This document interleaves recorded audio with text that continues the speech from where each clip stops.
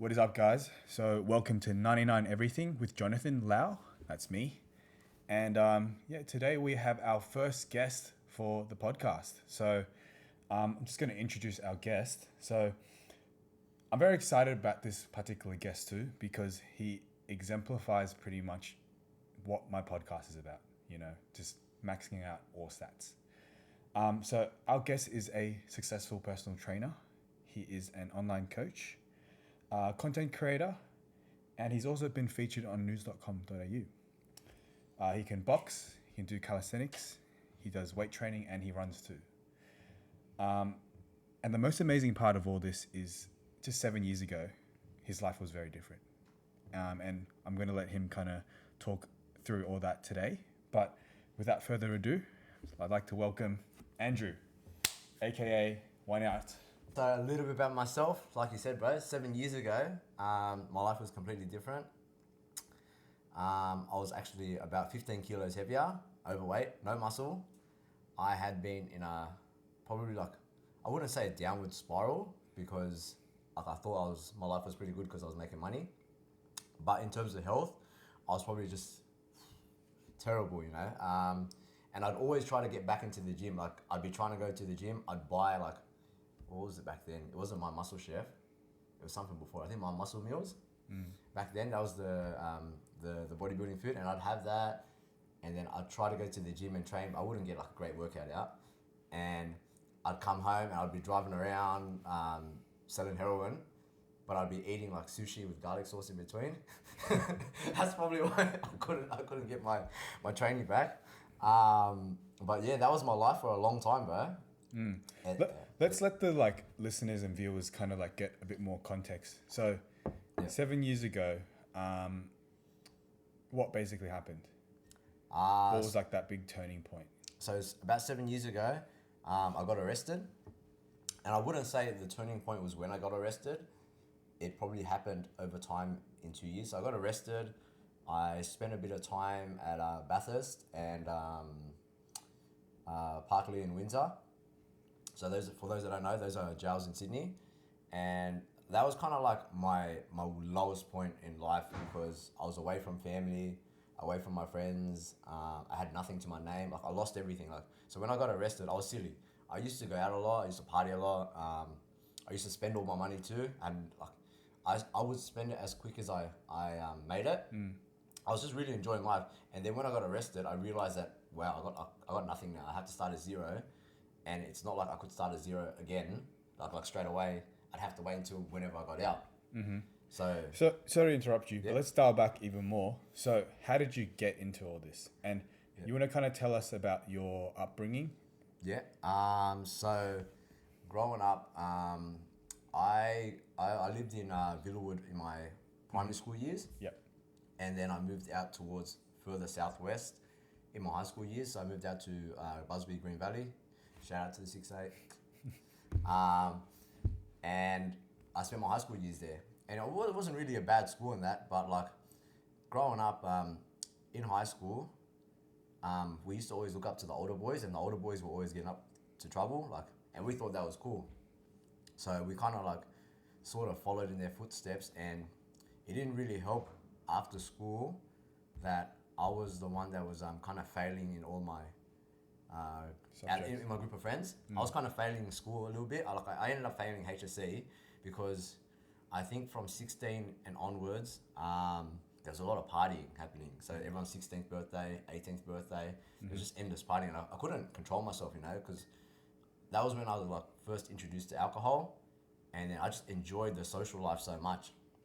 And then I'd come home and I wouldn't really even focus on school. I'd be playing games. I'd be playing Dota a lot. Dota was big back in the day. Yeah, so that was most of my high school years. Mm-hmm. And then when I failed HSC, it kind of set me back a little bit because at the time, I don't know how, but my friends were able to have a social life party and still focus on school. Yeah. I was the only one that couldn't do it, and I thought, fuck man, something's going on, and I just really, at that time, I really hated school. Even though I was my only good subject was probably maths. I was half decent at maths. Actually, English I wasn't too bad too. All my science subjects I was absolutely bad at. I don't know why I chose those subjects because I actually chose physics, chemistry, and biology. I done all three. This is like the hardest one. Yeah, Physics I and know. chem was hard. I failed. I failed miserably failed. And then fast forwarding to TAFE and uni. So I went to TAFE to finish my HSC properly, and that took me a while too. That took me like 2 years to do for some reason. I don't know why. I was just like not unmotivated to study. I just Cruising. not so much cruising too. I was just going through life aimlessly. Like I didn't have any real direction. Yeah. Because like I'd come home and I'd be excited to play games, and I'm like, I don't want to study. I just want to play games. You know. I think I'm addicted to gaming. That's probably what threw me off a little bit. But I was still in the partying scene and the social scene. So if I wasn't going out and enjoying myself, I'd be at home enjoying myself playing games. Yeah. So I was just addicted to that kind of fun, that end of cycle fun. And then how did you get into like the dealing part? Oh yeah, so because we were going out heaps still, we'd still go to festivals, raves, and clubbing and stuff. And then that's when I realized that, okay, well, if I'm not really making much money or making anything, maybe there's potential here to make money.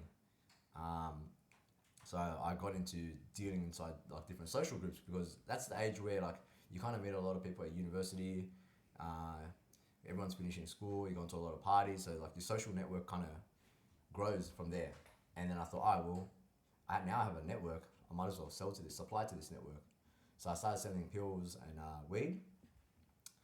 And fast forward a little bit, I went to jail for a little bit because the police raided my house and they were looking for MDMA, they were looking for pills.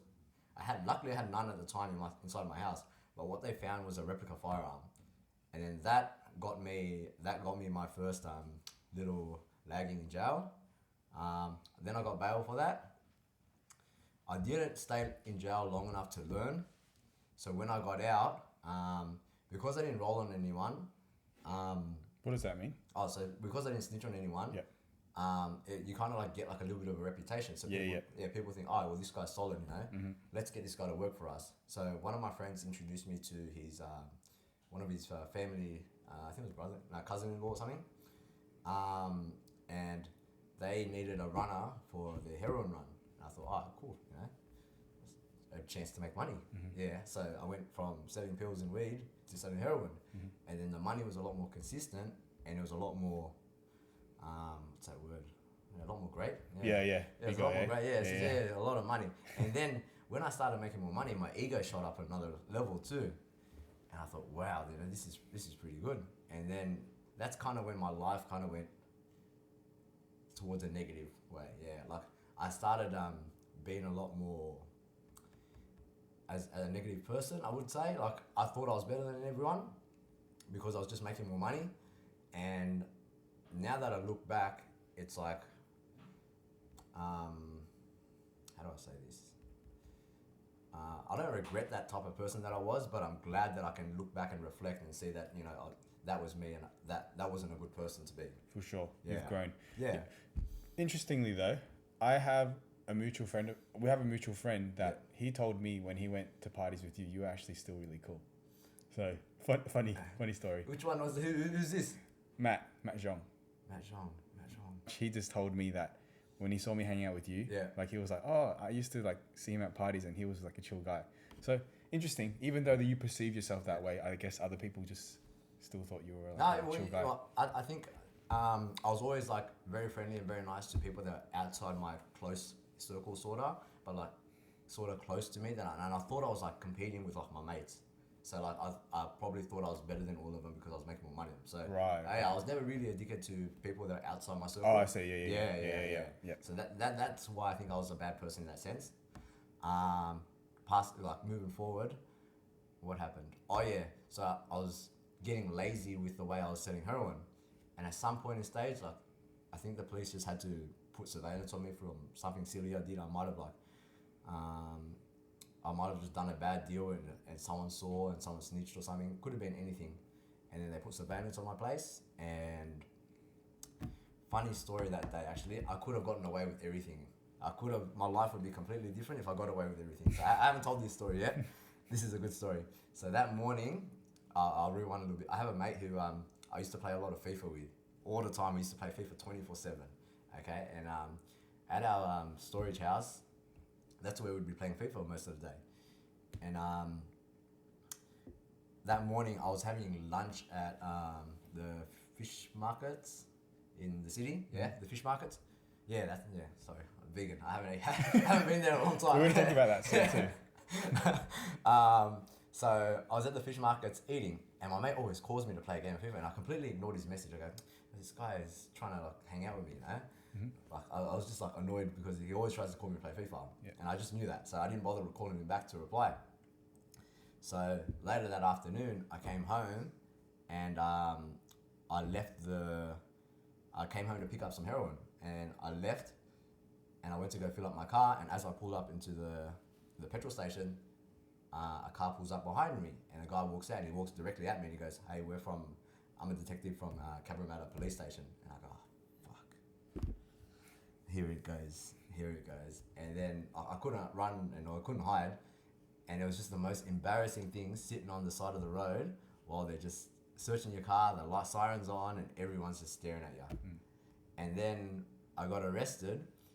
And then as soon as my mate came to visit me, he goes, "Bro, you know I was trying to call you that day to let you know that I left the house and I got searched." I go, I could have avoided everything. Yeah, I could have avoided everything. So they were watching the house, and my mate left the house after playing FIFA with one of my other mates. And they should have texted you. Yeah. Just sent a text. But at that time we thought like texting things was also red hot. okay, that makes sense. So we thought texting thing was red hot. Yeah. So we said nothing in text because it's like evidence. Yeah. Yes. Yeah.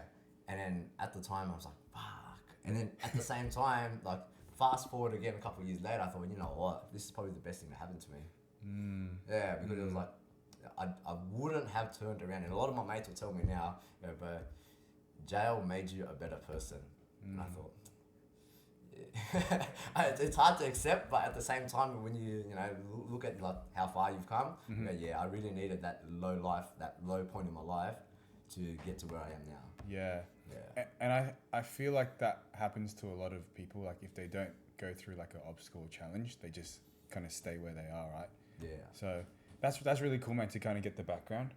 But yeah, I kind of wanted to. So the whole point of this podcast is just about delving into like all dimensions of life, right? So I would say there's like fitness, the mental aspect, emotional aspect, financial aspect, and for some people, spiritual aspect too, right? Yep.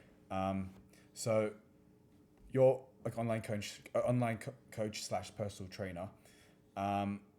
Tell us about like what fitness means to you, and because that was a big aspect of your transformation too. Just tell us about what fitness means to you and like. Yeah. So I'll quickly rewind a little bit to about halfway through my sentence when I actually turned to fitness to change my life around. So real quickly, I used to pray a lot, and I used to pray asking God to give me a lighter sentence before I got out. Ironically, I told God, "Okay, listen, God, if you give me a light sentence, and I promise I'll be a better person." Fast forward, God didn't give me that light sentence that I asked for. So I thought, man, I got to take my life into my own hands. So there's this camp that we got to do, and it's part of the program for young offenders. And it was a really hard bushwalk that you got to do. It's like 3 days, 2 nights, and it's just consistently walking uphill in these ugly boots and carrying your backpack and all that, like about 20 kilos. And I seen the boys come back from camp, and I just seen the look in their face, and I go, if they're struggling, I need to do something to make it easier for myself. So that's when I was like, all right, I have to train. If I don't train and I do this camp, I'm not going to make it back alive. Like I thought, I'm going to die. I'm going to die out there, because if the boys are telling me it's bad, it must be bad. So I thought, all right, well, I'm going to train 24/7. Okay, I'll train 3-4 times a day. I'll drop my calories. I'll lose some weight, and I'll get stronger. Maximize my protein intake, and that's when my fitness journey started. And then for 2 years straight, I just kept training. But what I did... How did you learn to train in prison? Okay, so I remember there was this Korean guy that I used to watch from the window, and I hated training, So before I went to that camp, I remember when I was at Bathurst, a lot of the boys were trying to get me to train. I go, I don't want to train, bro. Fuck. I was just really unmotivated, demotivated to train, you know. And I was like, leave me alone. But they forced me to train, and I didn't want to train. They forced me to train, and I train, I push hard, and then I rest, and then I stop training. So I wasn't really like a frequent trainer. Mm-hmm. And then when I went to Oberon, and like my mind switched, and I had to do the camp, like I need to train, I need to do what I can.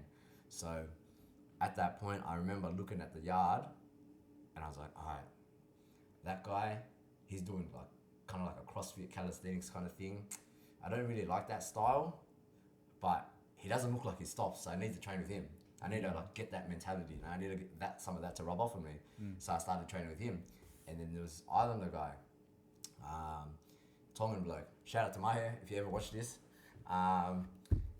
He just never stopped running, and he loved boxing. And I go, oh, I need to train with him too. And then my mate Alan, a Syrian bloke, he was like just calisthenics, and he was like fucking like, he was shorter than me, 155 centimeters, and he would be carrying about 77 kilos of muscle. Yeah, he's short and carrying a lot of muscle. And I'm like, I need to train with this guy too, because he was like just calisthenics, but he was reasonably fit too, surprisingly. And who else was I training with? A couple more Islander boys. I trained with Anthony, Tongan bloke. There's a lot of boys. I can't name them all. Everyone, Yeah. but there was like bits and pieces. Everyone was like good in their own field. How much what percentage of the yard would train? Well, I'm gonna say like a good 5 to 10%. Less, maybe. Oh, that's small. it, man. That's it, man. Oh. A lot of bums in jail, bro. Interesting. Okay. Unfortunately, a lot of bums out there. Okay. Yeah. Cool. So everyone's got this. Oh, you know, this is what led me to personal training too. Actually, so I always knew that everyone perceives people as people inside jail. They go to jail, they get out, they're built. Yeah, everyone had this like perceived image of it. And then when I got to jail and I realized, bro, only 5 to 10% of people actually train and they actually look, half decent. There's a very minority population of the jail. And I thought, all right, well, if I get out and I kind of use that as a part of my branding, where I got like all these results from just from doing nothing, from training with minimal equipment, and I reshaped my mentality and I turned my life around, I could use that as a part of my branding. So rewinding a little bit, the way I trained was I wanted to learn from everyone. So everyone trained slightly differently, very, very different. Some like fitness a little bit more, some like the slow bodybuilding like kind of style with tempo, some like the CrossFit style. So I thought, all right, I'm going to train with everyone, learn a bit of everything, and I'll take bits and pieces and I'll formulate it and I'll add it into my own training. Whatever works for me, whatever I like, I'm going to put it in. Whatever I don't like, but I know it's good for me, I'll still do. That's good. Yes, and so like one of the main things that people know about me now is that I love burpees. I don't really love burpees, to be honest. I don't like burpees. Yeah, look, everyone talks shit about it. I only defend it. So it like in my mind, I'm like, nah, I love burpees. I love burpees because everyone else hates it. That's mad. Yeah, That's mad. All right. yeah. So like when we do burpees, it's like, yeah, everyone's dying, but not me. Yeah, I that's keep going. mad. Yeah. Yeah. So that's one of the things that I forced myself to love. I still don't really love it this day, if I had to be honest. But I just keep telling myself that. So that's the training part. That's how the way that I trained when I was inside jail, and then how I got that to fitness. Sorry, but go back to the question. So pretty much, because when I read about you, and also I watched the video on you, it's really interesting, really, really like insightful. It seemed like a big factor for your transformation from like your like, let's say, old life to like new life was exercise and fitness. Yeah. And I know it's like so cliched, like, oh, just exercise, like how can that transform you? But can you kind of talk about how like the fitness changed like everything else? Because it changed you physically, right? Yeah. But like what did it instill in your, like, I guess, mentality, or how did it shape the other aspects of your life? Yes. So when my body started changing and I started looking around, I think like my ego came back. Like, I had the previous ego, but this time it was a little bit more like I had to prove myself to have my ego, to justify my ego. So when I seen someone in the yard do something like muscle ups and that, I thought, man, fuck, if he can do it, I have to be able to do it, man. Somehow I've got to figure out how to do it. If he can do it, I can do it. He's not better than me. And then that's when kind of like my ego came back and I started driving myself a little bit more. So anyone that I saw in the yard doing, I don't know, 100 burpees in 5 minutes. I'm like, oh, if he can do it, I can try. You know, I got to, like, you know, we're all in green.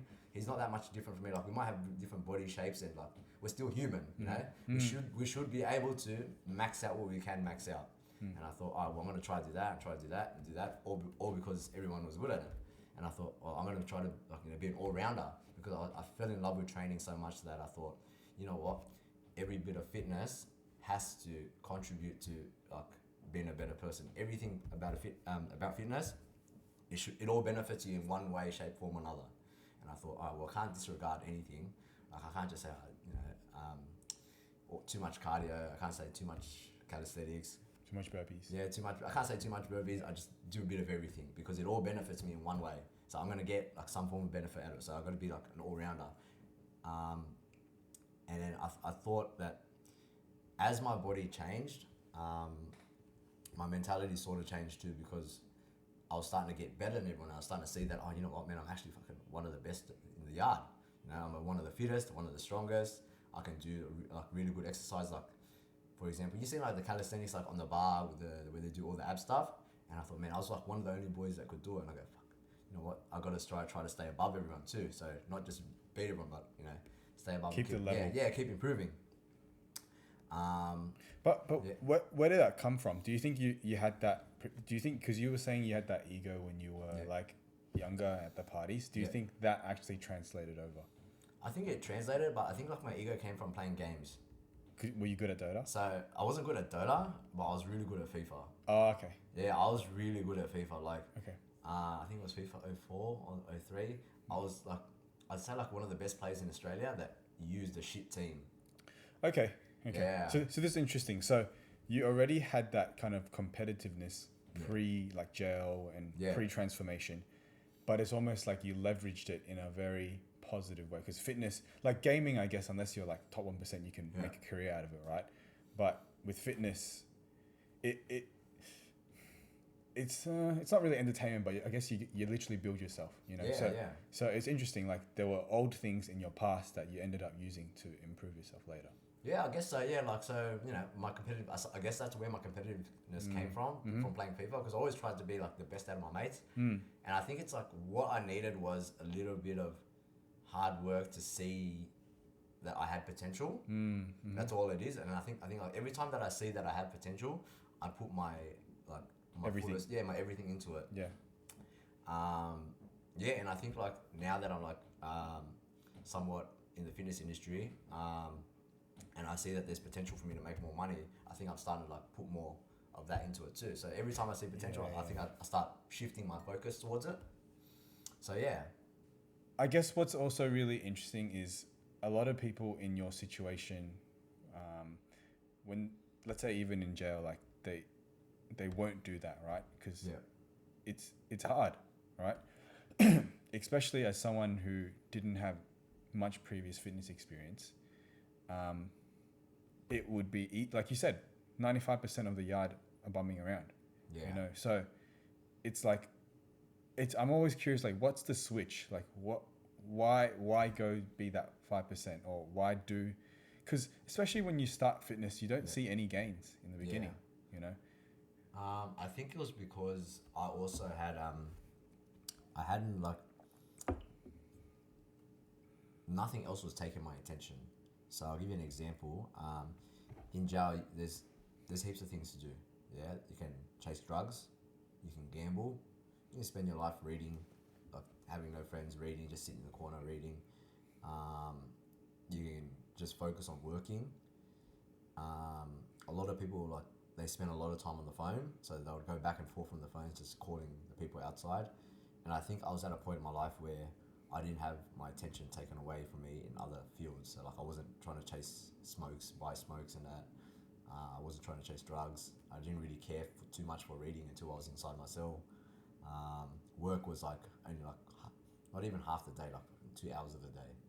Yeah, so I had nothing to give my attention to. So I thought, so maybe, you know, because I knew the camps were coming up, I needed to be fit for it. So I gave all my attention to the camps. Okay, so there was a bit of a goal / motivation. Yeah. Okay, cool. Interesting.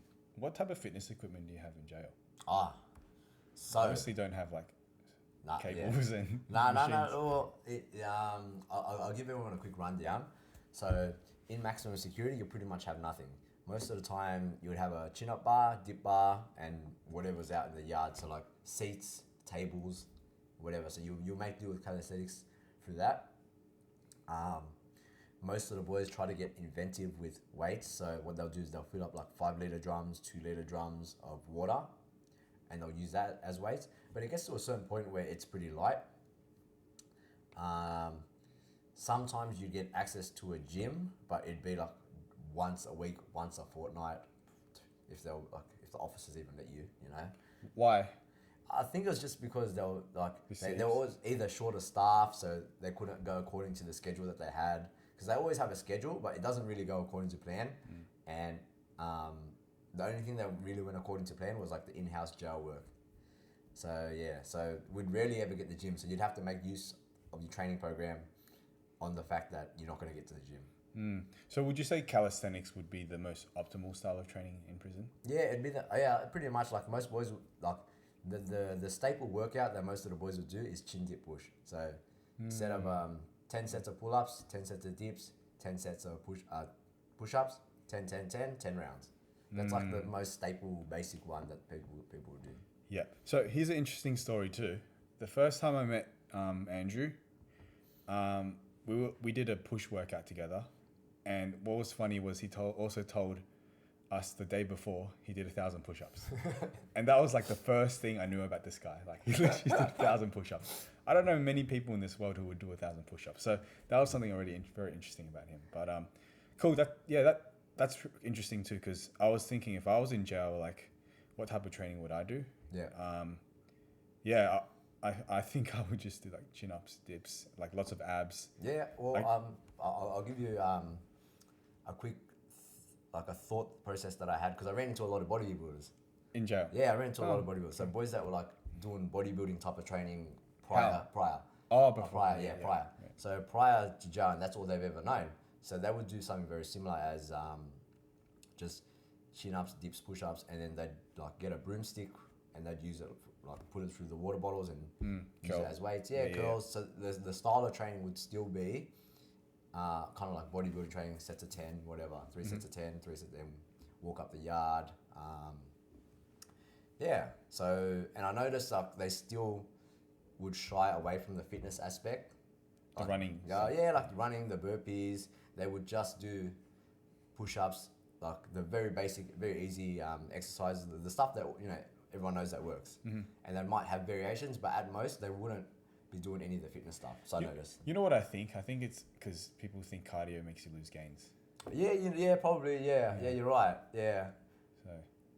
But don't get me wrong, they'd walk like all day, but get the steps in. Yeah, they'd walk all day. Cool. All right. I also want to talk about the diet aspect. So before we talk about your current diet, I'm very interested to know what the diet is like in prison. Okay. Yeah. So what would you typically eat in a day? I would eat 4 cans of tuna. I would eat 4 cans of tuna, drink a liter of milk. I might have some beans here and there, maybe baked beans, because that was flavor. They had some flavor. I rarely ate chickpeas or 4 beans because it was just so bland. The dinner tray that would come, I would only eat it if it was like chicken Maryland or chicken drumstick or chicken schnitzel. I'd only really eat chicken dinners. What else would they give you? Yeah, look, man, they'd give you like chicken curry, but it's like, so I'll paint you a picture, yeah? So all of New South Wales dinners, jail dinners, gets made at Silverwater. Okay, they get made in the kitchen. They're like mass produced, so it's like in a giant container. Everything gets thrown in, it gets stirred, mixed around, and then even the rice is cooked, and then it gets put into the dinner tray, sealed off, and then frozen, and then that gets sent to all the jails, and and then they'll just chuck that in the oven, and then that's your dinner. Yeah. So it's not particularly delicious. Yeah, no, not really, man. Like most of the time, it was kind of bland. I mean, after a certain point of time, like so after you spend a bit of time in jail, and it's like you've accumulated, like you saved a bit of money to spend on whatever. People put money in your account so you can buy your own food. You don't really eat the dinners as much unless you like the dinners. So I had I liked every now and then when the beef lasagna came out, I'd eat that because you don't really get lasagna. Yeah. So I'd eat the chicken schnitzel still, chicken Maryland. I'd throw out like the shepherd's pie, cottage pie. What else is bad? Beef musselman. I hated that. Yeah. Would you get enough food? Because like I'm wondering, because you need a certain amount of enough protein to build muscle, right? Yeah. Like, did they give you like a lot of food, or like can you ask for seconds? How does it work? Okay, so there's 3 staple meals that they give you that the gel always gives you. There's a cereal pack with your jams and sugars and coffees, and milk. I never ate the cereals, so I'd have my own so. There's the food that they give you, and then there's the food that you can buy. Okay, so 2 separate. So what they give you was the cereal stuff and the packets, and then for lunch, it would be fresh. Lunch would be fresh, actually. Lunch would be freshly made in the kitchen, which is good. It could be a sandwich. It could be cold chicken wings. It could be yogurt and what's those fruits, man? It's like the apricot, and it's got the... Or the dried fruit, sultanas. No. Oh yeah, they had the sultanas and that, like the muesli, but it'd have what was it, man? It's like a syrup with the apricot. Oh, I forgot what it's called. Granola. No. Fuck, I'll remember it later. But it was like syrup with fruits, and with the yogurt. They'd have sandwiches, rolls. That was for lunch, and then the dinner would be the dinner trays that they made at Silverwater. Was it a lot of food? What would you say? Yeah, I mean, it was enough for me to get by. If I had no money in my account and I was living off jail food, I'd still survive. Okay. Because what happens is all the boys that got money in their accounts, they wouldn't be eating much of the jail food. Also, they'd give it away. Yeah. Cool. So the boys that needed a lot of food and wanted more food, there was always like extra food. Okay, cool. I guess either from movies or like TV shows, I always thought that in prison they're a bit like stingy with the amount of food they give you. So it's I thought it was hard to build gain or build muscle in jail. But okay, that's interesting. You could build because if you have people outside that are willing to put money in your account, and you can buy so many cans of tuna. Right. Okay. Yeah, and a lot of boys would buy tuna, pasta, snacks. Yeah. Okay. Cool. Let's redirect to, because you're vegan now. Yes. Let's talk about that. So, when did you make that switch and why? Funny story. Shout out to Will. I know you're watching this. So when I was studying to be a PT, okay, I was watching one of the guys that was in my class. I was watching him eat, and I'm like, bro, where the fuck is your protein, man? What are you doing? And he's like, oh, I'm vegan. And I'm like, at the time, it was completely new. This idea of being vegan was like absolutely new to me. I had no idea. What year was this? This was 2018 or 2019. Okay. Just when I was studying to be a PT, yeah? Okay. Yeah. 2018, 2019. I'm like, bro, what do you mean there's no protein? I mean, what do you mean you're vegan? What do you mean you're vegan? And I'm like, he's like, bro, I don't eat meat and I don't eat animal products. And I go, you get your protein? Yeah, I was just absolutely shocked then. He's like, oh, I get it from shakes, I get it from beans. I have a big variety of food. I go, really? So at the time, it was all new to me, yeah? And mind you, this guy was like, then there's vegans out there that like, try to put... force the message? Yeah, they force the message on you and they put pressure on you to be a vegan, but this guy never did any of that. Like, I had to look at his food... To find out. Yeah, to find out and question him, Yeah. So he never told anyone he was vegan, he just kept it to himself and he never pushed his message or agenda. Agenda on anyone. Like, I was so intrigued, And at the same time, like, this guy was like the nicest guy too. And I thought, wow. And I've met a lot of nice people in the world, like a lot of good people, but this guy I felt like was on another level of genuine nice. Yeah, and I was just absolutely shocked. I go, man, this guy's just genuinely a good person, maybe because he's vegan. I swear to God, I thought, maybe it's because he's vegan. And at the time, like, I'm still myself, I'm still me. Like, I'm still alright guy, nice guy, whatever. And I thought, you know what? Something clicked in my brain. I go, you know what? I want to be a better person.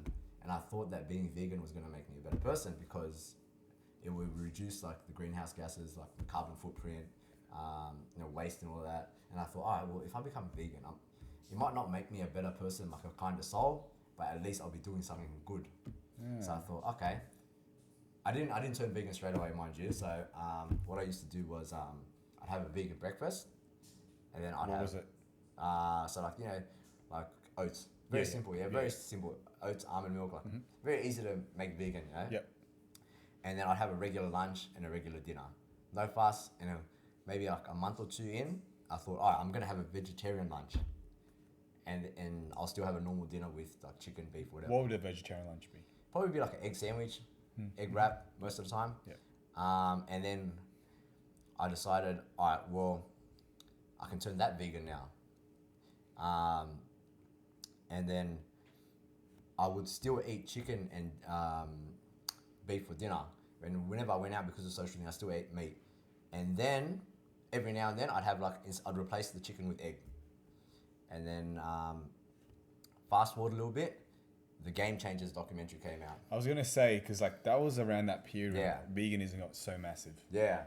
So that was like the turning point for me. So I thought, all right, all these athletes are doing it. There might be some biased agenda here, but I'm gonna give it a crack anyway. Let's see how my body reacts to all of this. And mind you, I was like still sleeping like 5-6 hours a night. Okay. And I knew that because I wasn't sleeping as well as I used to, like my performance and my training has probably declined a little bit. But I thought when I became vegan, I thought my performance was going back up. And I thought, oh, you know what? This could be a placebo effect, or this could be actually really happening, Fast forward a little bit, I did a bit of research, and I realized that at the elite level, athletes, it doesn't really make a difference whether you're vegan or not. So then I realized, oh, okay, cool. Probably placebo effect, big placebo effect. I actually thought I was like a lot healthier. I probably am, You're just eating more, eating more macros. Yeah, vegetables and all that. and I guess like I'm probably more healthy because that means I avoided like the fried chicken a lot. And For sure. For sure. So I thought, I cut out like those saturated fats. Yeah. So I thought maybe that was what like led me to feel like being healthy. But after I realized that, do I go back to being normal or not? And then I remembered my mates all laughing at me, saying that I was gonna eat chicken again, and then my ego kicked in again. And I remember I was like, fuck all of yous, bro, I'm gonna stay vegan forever, I'm not eating meat again. And so then that has kept me till this day. That's vegan. mad. Yeah. Cool. Do you feel like you still have the positive benefits of veganism though, now that you know that, or are you just staying with it just cause? Actually, you know what, that's a good question, because at first I was doing it for the health reasons and the training, and then as the years went on and I saw like random shit pop up on my Instagram, like fucking cows crying and all that stuff and animals dying, I thought, fuck, a part of me cares for the animals, and I thought, fuck, you know what, if I ever eat meat again, I have to kill the animal myself, I have to hunt it myself. I'm gonna have to. You got to commit to that. Yeah, I got to commit to killing it. I got to be the savage. If I'm gonna eat it, I have to kill it. Yeah. And I thought, all right, well, that's the next. That if I ever eat meat again, that'll be the only time. That's it. And then I guess like my compassion side kicked in over the years as I saw more and more of like animals getting slaughtered, and I thought, man, I gotta hang on to that. Like I gotta stop myself from eating. I gotta be like a good person, because I right now can't kill an animal, but maybe in a couple of years I can. Yeah. Okay, cool. So right now it's more about like a morality thing than it is about I guess health benefit. Yeah. It's a lot more morality than health now. Cool. Interesting, man. Awesome. All right. I also wanted to talk about finance. Yes. Because that is, I think, a very important aspect of, I guess, leveling up in life. You know. I guess what is your goals in your like personal finance world? What does money mean to you? Man, I think money means a lot to me now than it did a year or two ago. And it also, like, I think it means as much to me as it did when I was younger. Like, I always wanted to be rich when I was younger, and I guess I probably lost the hunger a little bit after getting out of jail, and I got I was stuck with a normal job because I knew that I couldn't go back to dealing. I go, I can't risk. Interesting. I can't risk. Yeah. doing those things again. And I thought that was the only way to get to the top. That's interesting. Yeah. Okay. Yeah, so my mind was stuck in that thought process. Oh man, I'm stuck with a regular job. I'll just be content. I'll just be happy for what I got, and that's it, you know. So I didn't think I could be rich. And then, as you know, the years went on, and I realized that I was there was potential in to make money in the world without being a drug dealer. And as I did a bit more research, I realized, well, you know what? My ego kicked in again. And I was seeing all these crypto kids get rich and local business people get rich, and I thought, you know what, man? If they can fucking do it, I can fucking do it. That is a really, really valuable trait that you have, which is you see someone else do it, and instead of being like, oh, I bet it's because they have this genetics or it's this circumstance, you just think, if they can do it, I'll do it, you know. And I think that is such a powerful skill to have. It's like you don't set any limits. These people are more so inspirations rather than you're like, oh fuck, I can't do it kind of thing. So that's interesting. Yeah. Yeah, I think my self-belief has gotten a lot better over the years. I wouldn't say I was always like this, but I always had an ego. Only when I realized that I applied myself, or I realized that people who are somewhat close to me can do it, then I could probably do it. Let's say I saw someone on TV do it. I might not back then, I might not think that I was capable of doing it. But Too much separation. Yeah, a lot of separation. But now I see people within Sydney. I'm like, you know what, this guy is not bit much, of a flop, and still did it. Yeah. Not much different of doesn't have that much he's not that much. If I saw someone in America do something crazy, I go, no, he's American, you know. Yeah. On the other side of the world, you know. Yeah. If I see someone in Sydney doing, I'm like, his circumstances are much different than mine. What is stopping me from doing it? Mm-hmm. Yeah. Mm-hmm. Okay. So, I think that's what kind of got me to apply myself a lot more. Cool.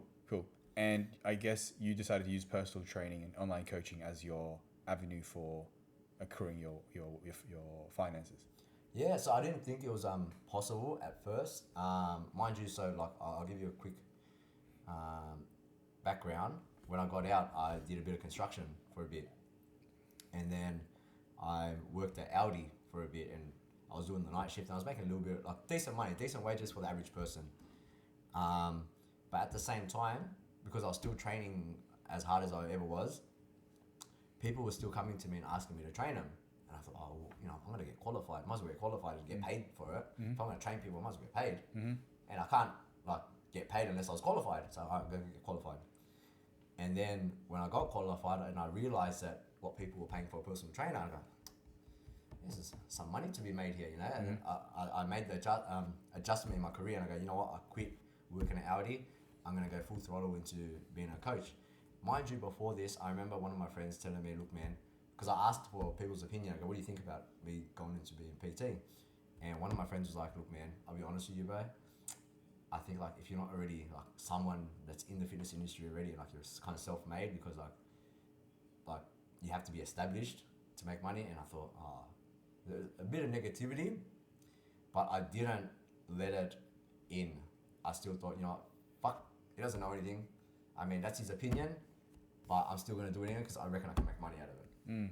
And I went full in, and then I thought, I realized that I was getting paid a lot better than I was working, because I could charge whatever I want. And I was very lucky for me, because at my gym they don't charge me rent. Wow. Yeah, I'm very fortunate for that. Shout out to my boss if you're watching this. That's rare. I saw that doesn't happen much. It doesn't. But there was a reason for that too, because this is mainly because I saw an opportunity. We had 2 coaches at my gym, because my gym is located right in the heart of Cabramatta. It's a Vietnamese community. And the 2 coaches in my gym, they just ran classes. They didn't have any PT clients at the time. Actually, there was 3 coaches. 1 white guy, a Thai guy, and a Cambodian chick. None of them spoke Vietnamese. And I thought, you know what? If I became a coach here and a PT here, I might be able to find clients. Yeah, I might be able to find clients because it's a Vietnamese community, and there's obviously a language barrier there. So I thought, all right, I'll see what happens. I was coaching and I started running some of the classes, and I just happened to be there at the right time when people signed up to the gym and they were asking for a PT. And then my manager at the gym at the time was like, hey Andrew, you speak Vietnamese, yeah? this girl she just signed up, she wants PT. And the balls just started rolling from there. And I thought, all right, cool, you know, quit being outie. This is my life now. And then I was just content for about a couple of years making better money because I was happy. And then lockdown happened. And I guess that made you pivot to online coaching, yeah? Yes. So it was the second lockdown. And I guess I think something awakened inside of me because the second lockdown happened and I had a really hard look at my life because I started meditating. Nice. And at that time I'd say I was still very focused on women. I was focused on women a lot, and then I had a hard look at my life and I thought, man, what have I accomplished? Really, what have I really accomplished? And I thought, man, you know what? There's people out there that are making a lot of money through online e-com. And I knew someone from school that was making a lot of money from e-com. And I go, you know what, man, if you can fucking do it, I can do it. So I thought, all right, I want to learn about e-commerce, and I guess that led me to online coaching. And then that's when the possibility came, and I set myself a new goal to be a millionaire. And I go, well, you know what? If someone else can make it in the world through the online market, I could probably do it too. So yeah. Cool. But why is money so important to you? So a lot of people will be like, oh, money's not everything, you know, why are you always focused on, there's more to life than money. Why do you think it's such an important aspect of your life to acquire more wealth? That's a good question. I think my main one was, you know, my mum was always asking me for money. My mum's always asking me to help her pay the rent, help her pay for the house, pay for the bills. And I thought, you know what, if I can acquire enough money for my parents to just not work anymore, you know, that's me taking care of my mum and dad, giving back to them. And I thought, you know, I guess that's at some stage in my life, I have to do that. Why not it be now? So that's when I clicked into gear, and I thought, you know, if I'm not going to do it for myself, I might as well do it for someone. That's mad. Yeah, for your loved ones. Yeah, for my loved ones. And I thought, well, you know, in the future, I always liked nice fancy things. I always liked big brands and all of that. And then I thought, well, if I make a lot of money, I can buy whatever the fuck I want. So why not? And then as time went by, ironically, I didn't care for big brands as much. So yeah, but you know, I'm not saying I'm not going to buy it when I get rich. Yeah. But yeah. So besides paying for your loved ones, or I guess having the money to help them out, is there any other I guess motivations for you making more money? I think it's a lot to do with ego because I've already achieved I'd say somewhat a lot in fitness. I feel you know, my fitness is really good. I was really strong at one point in time. I still reasonably pretty strong. I'm already above the average by a lot in terms of fitness. And I thought, okay, well, where am I struggling in my life now? My economics, my funding, you know. So I really need to excel. I got to shift my focus a little bit away from fitness and somewhat manage it, and put all my time and energy into economics instead of, because at the time, because you only have 24 hours in a day, and your energy can only be split up into certain hours of the day. And at the time, I was just focusing on fitness and girls. So I thought, all right, well, my bank account isn't looking that good all the time. I better do something about it, because if I don't do something about it now, I'm going to be, you know, broke for the rest of my life. So yeah, and then I guess that's where I realized that I had to shift some of my attention and my focus into acquiring funds. Yeah. Cool. And I think that's such a perfect example, or like I said before, my whole podcast is about 90-90 everything, right? Yeah. So in your scenario, you had certain facets of life that you, I guess, were pretty maxed out in, let's say fitness and girls and social, let's say previously it was social life, right? Yeah. And then not many people will have the, I don't know what the word is it discipline or reflection to be this is an aspect of my life that I'm not great at yet. Yeah. I'm going to put energy into it.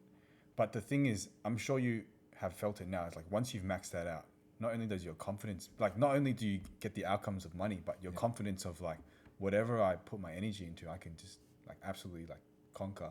Yeah. I think that itself is very rewarding too. Yeah, but I'd agree with you 100% because every time I take on a new task or a new obstacle, I feel well, it's only a matter of time before I complete it. I just got to put in the hard work. And when I look around, and I think what drives me also is looking around at the people not accomplishing things, and I see potential in people, and I go, fuck, man, it's a waste of potential. I'm not going to be like that. Okay. My ego kicks in again. My Yeah, ego kicks in. I go, but I can't be that guy. I can't be that average person. Because I see potential in a lot of people, and I Me go, too. yeah, and then they just It's sad. Yeah, It's it's sad, sad, bro. and they don't do nothing about it. And I Yeah. go, fuck, man, like, you know what? If I had that type of potential, I'd go and do, like, pursue whatever they're good at. And I think, like, that's what drives me to do what I'm good at. Is there anything you want to do in life that you haven't done yet, and why? Man, I'd say one would travel the world. I think, like, living in Sydney most of my life, I've only ever traveled to Korea and Vietnam.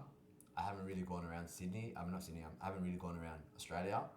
So I'd love to see how the rest of the world operates in terms of, like, their culture and societies, because, you know, we just know what's normal here in Sydney, the way to behave in Sydney, you know. So I'd love to see what, like, how the rest of Europe and the rest of Africa, how South America operates, you know, other countries that aren't Western. I'd love to see the dynamics in the families there, the dynamics of the culture, the society, and what's, like, the social norm in other parts of the world. Yeah. So I thought, you know, that's one thing that I'd love to do. Is what's stopping you money right now, or time, or? So for the last 3 years would have been parole. 'Cause I just got off parole last September. Yeah. True. So in September, my parole finished, and I thought for the last. As in, like, last month. Yeah, last month. Yeah. My parole Okay. just finished, bro. So I thought now's the time to start planning my travel. So just for the viewers and listeners, and also for myself, what does parole actually mean? Okay, so when you get sentenced and you go to jail, the judge gives you a sentence, a non-parole period, which means you have to spend it in jail, and then they give you a parole period where you're out back in the community, but if you fuck up, you go straight back to jail. Yeah. So I got 4 years on the bottom and 4 years on top, which means I had 4 years of non-parole. I had to do it in jail, and then I had another 4 years where I had to behave myself, not get into trouble, otherwise I go back to jail. Gotcha. Okay. And then in those 4 years, the parole period, you're not allowed to leave the state. Can't leave the state. Yeah, can't leave the state. So that's why I couldn't travel. Yeah. Okay. Yeah. Okay. Cool. So the reason I asked this question is I think a lot of people make excuses for when they don't do things, right? Yeah. But this is legitimate. Yeah. You have a legitimate. So cool. I was curious. All right. No, that's all right. Yeah. What was one of the biggest belief changes you had to make to improve your life? I think you actually already touched on this. It's like the fact that someone else can do it. Like, why can't I do it? Yeah. But is there anything else, or do you want to expand on that? Biggest belief changes that. Like, for you to have to, like, go to the next level, or, like, switch to, like, let's say from here to here, what's like a belief you had to just break, or belief I had to break. Let me think. So you had some good examples before of, like, so someone else could do it. I could do it. That's one. I think now it's another thing that's driving me is because I'm part of a community where, like, I wouldn't say I'm at the top, but I got to lead by example. So I feel like, especially now that I'm working with, like, a lot of youths, I want to pave the path for them to think, look, man, it's not the end of the world when you go to juvie and you go to jail. You know, your life doesn't end there, but you can still achieve great things. And I think that's what I'm trying to let the youth know, that, look, man, you might have a criminal record, you might fuck up, might do a couple of things in your life where, you know, you regret, but your life doesn't mean you're going to stay at that level for the rest of your life. You know, there are ways around it where, you know, you can get to the top, and I want to get to the top so I can show them that it's possible. Yeah. Okay. So, yeah. That's interesting. Cool, man. What do you think are the top 2 or 3 habits that every person needs to be doing to elevate themselves, in your personal opinion? In my personal opinion, I think training is one of them. It has to be training. Yep. Training, I really believe that a strong body and a strong mind, like, they go hand in hand. For sure. Yeah. Yep. So, you know, if you're working on your physical health, by extension, your mental health is improving too. Yes. Cool. Because, you know, when you're in the depths and you're pushing for the last rep, full time, pushing to finish the round, whatever it is, it takes you to a place where you learn that, you know, when things get hard, you still gotta make do. You still gotta push. You know, it hasn't ended, and you're still alive afterwards too. You know, it's not the end of the world. So I think training is one. Yep. Sorry, what was the question? One or two more. It's like habits that Oh, you yeah, think. habits. That's it. Habits. Yeah. I think really being able to self-reflect and be honest with yourself. Wow. I think that was another like pivotal point in my life recently. So, it's a funny story, yeah. So it was one of Andrew Tate's short clips, and he said, "You need to humble yourself. You need to look in the mirror and realize that you are short, fat, ugly. You have no money. You're broke. You are nothing compared to the man I am." And I had that alarm going on every morning. Every morning when I woke up, 4:30. That's the first thing that woke me up. And he was like, "Fuck, man, I'm not where I'm supposed to be. I have to get up and go to work. I have to do what I got to do. I have to catch up, you know." And I think that's like that made me self-reflect really well and go, man, I think I'm a great person. I think I'm a good person, but There's more to do. there's way more to do. I think I can be an even better person. I think I can even like go up higher. So I feel like being able to self-reflect and really being honest with who you are as a person, and are you the person that you think you are, you know? Because I may think I'm the person that I think I am, but compared to someone who's elevated so far up, I am nobody to them.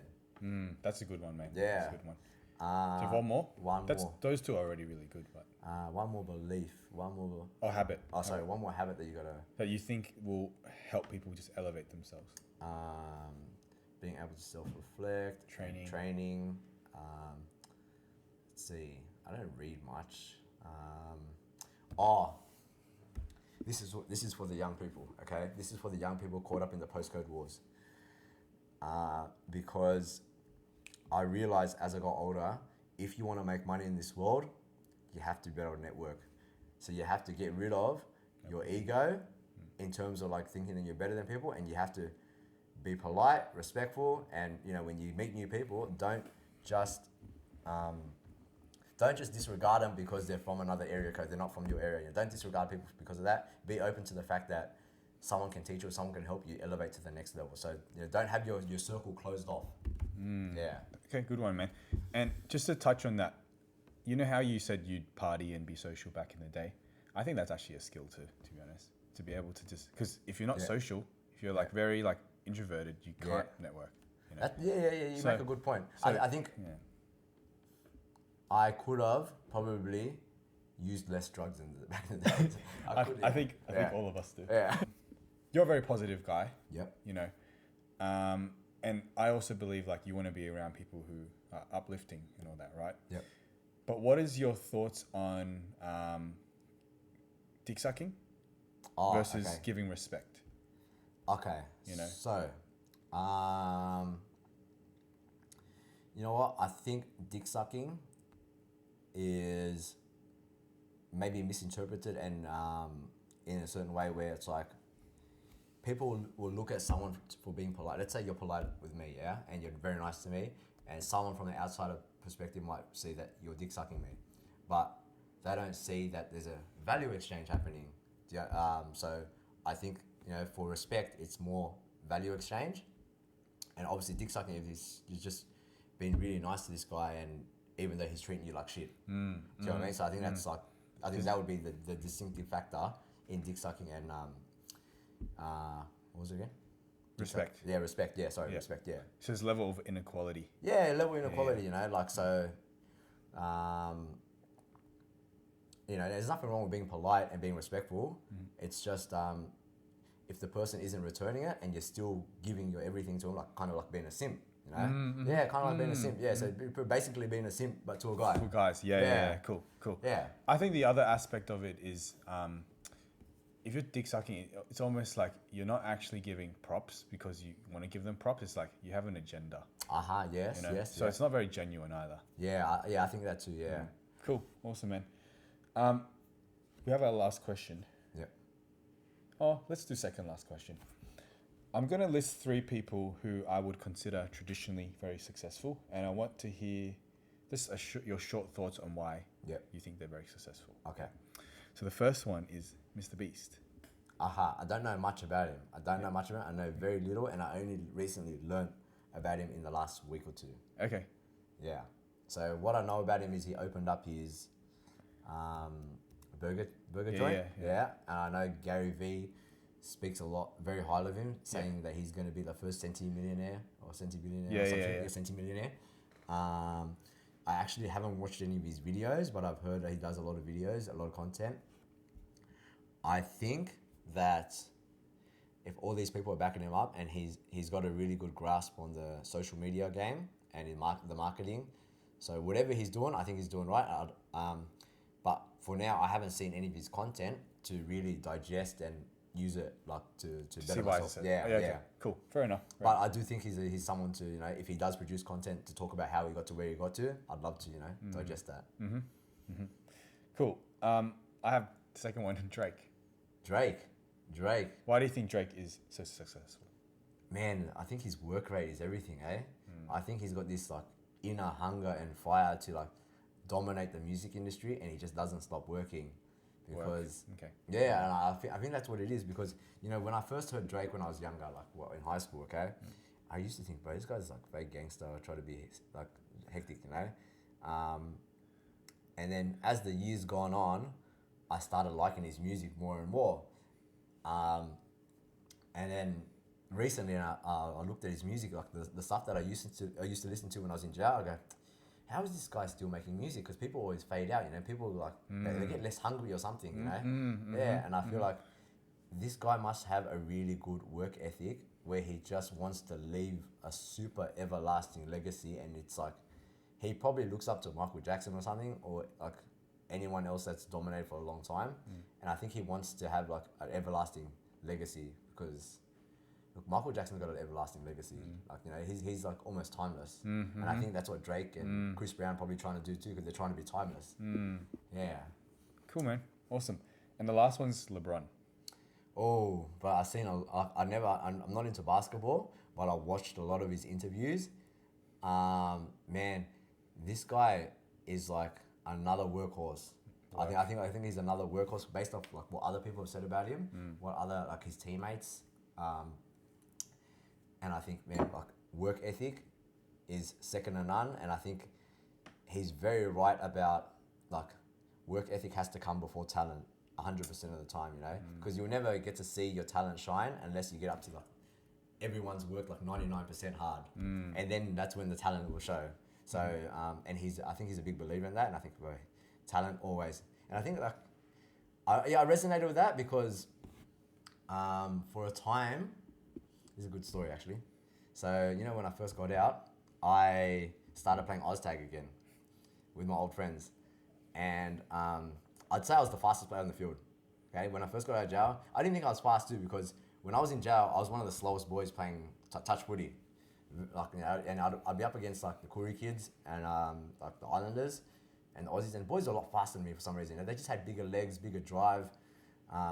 So I was like one of the slowest players on the field. And then when I got out and I played OzTag in my local comp at Fairfield, I was one of the fastest players on the field. Whoever made a break, I was always there to catch him.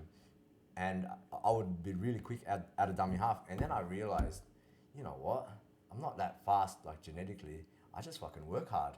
Like I just put in a lot of hard work into being explosive and like my training, and that transferred over into like my short distance speed. And I thought, you know what? That's all I got to keep doing. I just got to keep working hard. Because some of these kids are like skinny, and then I'm able to catch them. I was absolutely shocked. But that's when I realized hard work. And then when I listened to LeBron stuff, and I think, yeah, he's right. Hard work will always close the gap between talent, you know? Hard work, guys. Yeah. It's literally just hard work. Cool. Last question. Why do you think it's important to 99 everything? Why not just be good at one thing? That's very good, eh?